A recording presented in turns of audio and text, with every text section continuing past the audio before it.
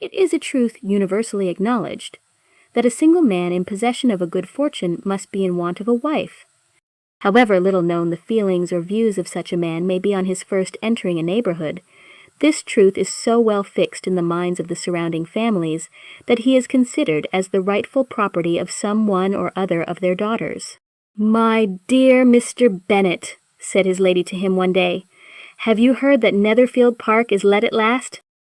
Mr. Bennet replied that he had not. "But it is," returned she, "for Mrs. Long has just been here, and she told me all about it." Mr. Bennet made no answer. "Do not you want to know who has taken it?" cried his wife impatiently. "You want to tell me, and I have no objection to hearing it." This was invitation enough. "Why, my dear, you must know, Mrs. Long says that Netherfield is taken by a young man of large fortune from the north of England, that he came down on Monday in a chaise and four to see the place, and was so much delighted with it that he agreed with Mr. Morris immediately that he is to take possession before Michaelmas, and some of his servants are to be in the house by the end of next week." "What is his name?" "Bingley." "Is he married or single?"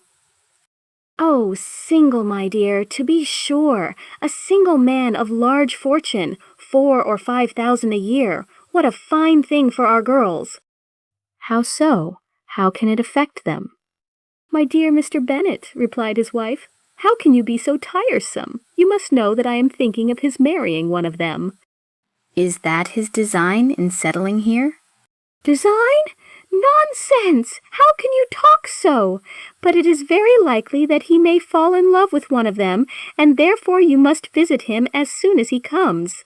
"I see no occasion for that. You and the girls may go, or you may send them by themselves, which perhaps will be still better, for as you are as handsome as any of them, Mr. Bingley might like you the best of the party." "My dear, you flatter me. I certainly have had my share of beauty, but I do not pretend to be anything extraordinary now. When a woman has 5 grown-up daughters, she ought to give over thinking of her own beauty." "In such cases, a woman has not often much beauty to think of. But, my dear, you must indeed go and see Mr. Bingley when he comes into the neighborhood. It is more than I engage for, I assure you. But consider your daughters, only think what an establishment it would be for one of them. Sir William and Lady Lucas are determined to go, merely on that account, for in general, you know, they visit no newcomers. Indeed, you must go, for it will be impossible for us to visit him if you do not." "You are over-scrupulous, surely. I dare say Mr. Bingley will be very glad to see you, and I will send a few lines by you to assure him of my hearty consent to his marrying whichever he chooses of the girls, though I must throw in a good word for my little Lizzie."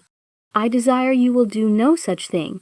Lizzie is not a bit better than the others, and I am sure she is not half so handsome as Jane, nor half so good-humoured as Lydia, but you are always giving her the preference." "They have none of them much to recommend them," replied he. "They are all silly and ignorant like other girls, but Lizzie has something more of quickness than her sisters."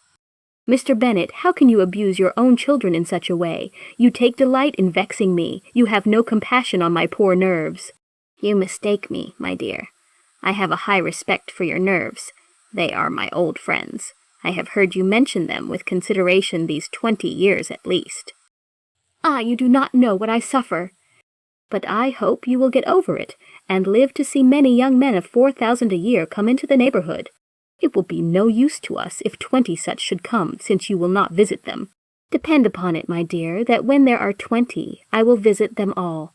Mr. Bennet was so odd a mixture of quick parts, sarcastic humour, reserve, and caprice, that the experience of 23 years had been insufficient to make his wife understand his character. Her mind was less difficult to develop. She was a woman of mean understanding, little information, and uncertain temper. When she was discontented, she fancied herself nervous. The business of her life was to get her daughters married. Its solace was visiting and news.